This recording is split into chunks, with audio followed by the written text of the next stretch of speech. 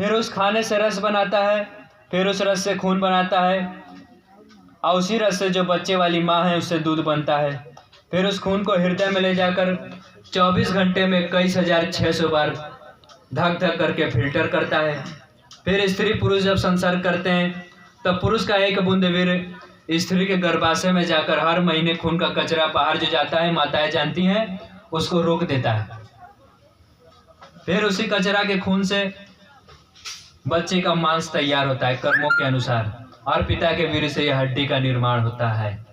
माता के गर्भ में कर्मों के अनुसार जो है शरीर का निर्माण करते हैं साहब। तो मालिक परमात्मा माता के गर्भ में न हुए कि बाहर हुए? गर्भ में हुए साहब।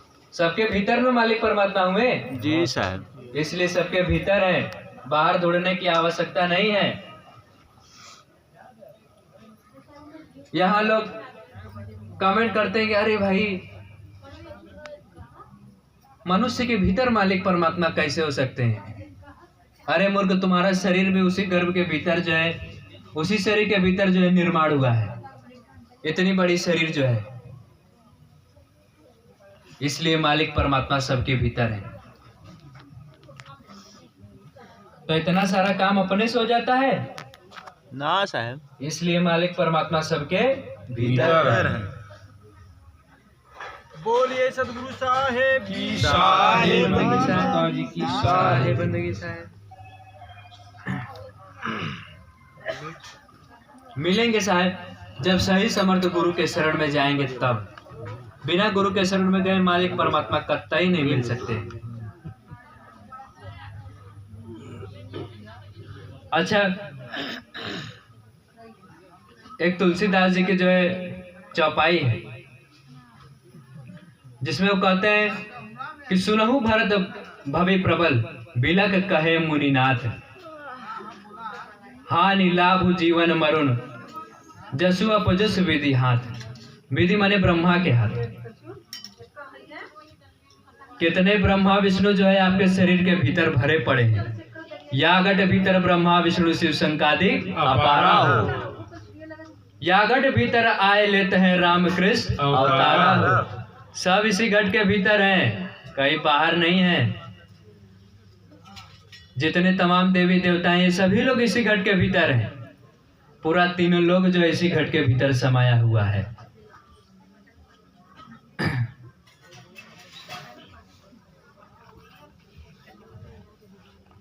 फिर साहब करें तो जब दुखों से परेशान हो जाता है तब यह गुरु के शरण में एक मिलता है, तो गुरु के शरण में जाते हैं। यहाँ हमारे जितने संत भाई हैं सभी लोग दुखों से परेशान होकर के तब जाकर के गुरु के शरण में आए हैं। कितने लोग थे यहाँ कैंसर की बीमारी लेकर के आए ना साहब? बहुत लोग आए, बहुत लोग आए साहब। चावल से दे करके ठीक कर दिए साहब, और अंत में हुआ क्या? उनसे परहेज बर्दाश्त नहीं हुआ, वो चले भी गए। अरे मांस मछली छोड़ना पड़ेगा, नशा पत्ती छोड़नी पड़ेगी, सब त्यागना पड़ेगा। किसी साखर के घर जो है पानी नहीं पीना है। अपना जीवन बचा लिए और अंत में इतना स्वार्थी हो गए कि इसी जीभा की खातिर जो है अपने स्वाद के लिए जो है गुरु को ही त्याग दिए।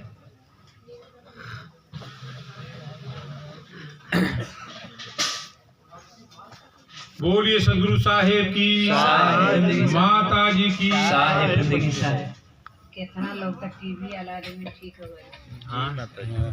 कैंसर की बीमारी कितना यार से खाना निकल जाए, कितना फूलल।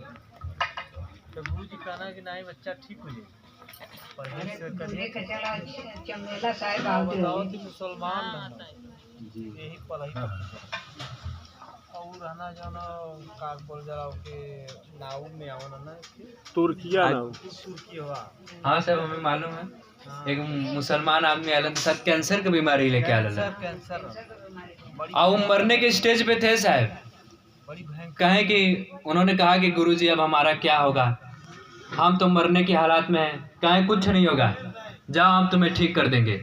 साहब परहेज बताए उनको, कहें कि देखो ये सब जितने मांस मछली खाते हो, पकड़ा पकड़ी खाते हो, सब त्याग दो, नशा पत्ती एकदम त्याग दो, नियम से रहो, भजन करो। और आदमी जो है ठीक हो गया। ठीक होने के बाद आया गुरुजी के पास, कहा गुरुजी ऐसा है अब बकरीद का समय आने वाला है, हितनाथ को पकड़ा पकड़ी नहीं खिलाएंगे तो बड़ा जो है नाराज हो जाएंगे। फतवा जारी हो जाएगी। कैसे रहेंगे? साहब ने कहा अरे मूर्ख, ये बदले का संसार है, जाओ अब तुम नहीं बचोगे। ठीक है, एक हफ्ता बाद जो है उनकी मृत्यु हो गई। परिवार लोग आए, देखें, ऐसी वो गुरु की महिमा है। बताइए, गुरु जो है बचा भी लेते हैं, लेकिन ये संसार के लोग जो है चेत नहीं पाते हैं। बोलिए सदगुरु साहेब की, साहेब माता जी की, साहेब बंदगी साहेब।